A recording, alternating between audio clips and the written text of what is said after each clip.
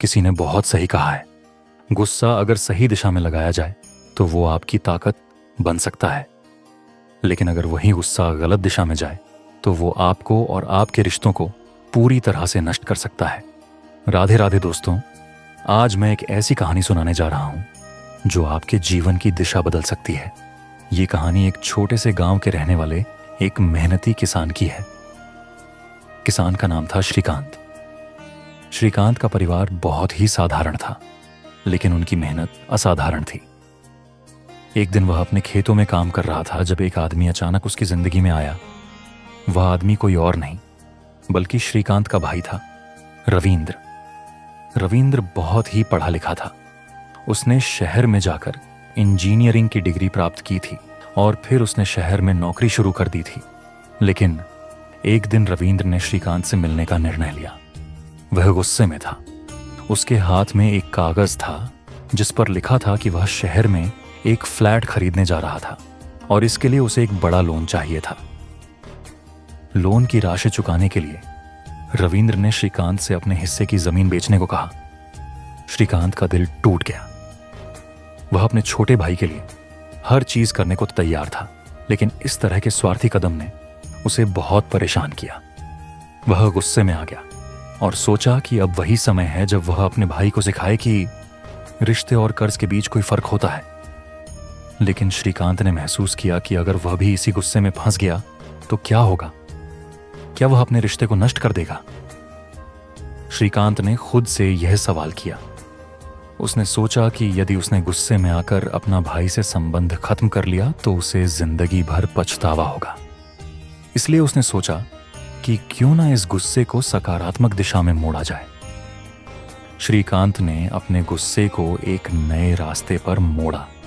उसने अपने भाई से कहा, तुम्हारे लोन की चिंता मुझे नहीं है, लेकिन तुम्हारी खुशियों में कोई कमी नहीं होनी चाहिए। मैं तुम्हारे साथ हूं, पर इसके लिए हमें जो कुछ भी करना होगा उसे हम मिलकर करेंगे।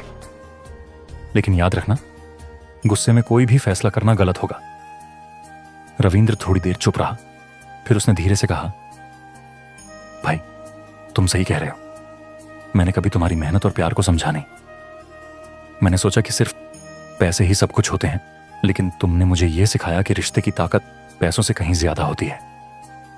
श्रीकांत ने कहा, गुस्से में आकर कोई भी निर्णय लेना गलत है।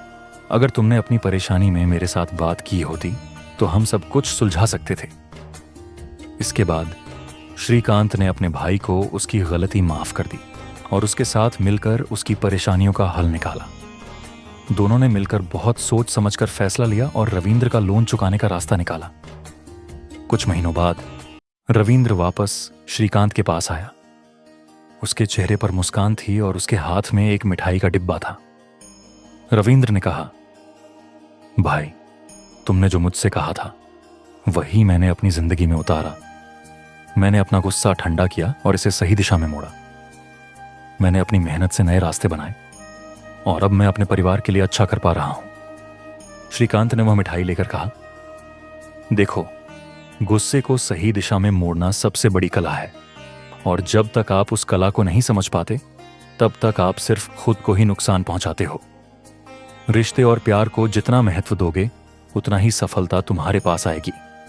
इस कहानी से यह सीखने को मिलता है कि गुस्से को अगर सही दिशा में मोड़ा जाए तो वह रिश्तों को मजबूत बना सकता है और समस्याओं का हल भी निकल सकता है। गुस्से को नफरत या बदला लेने के रूप में नहीं, बल्कि प्रेम और समझदारी से संभालना जरूरी है। तो हमेशा याद रखिए, गुस्से को सही दिशा में मोड़ने से आप अपनी और अपनों की जिंदगी संवार सकते हैं। दोस्तों, जीवन में कभी भी गुस्से को नकारात्मक रूप से न देखें, बल्कि उसे सही दिशा में मोड़ने की कला सीखें।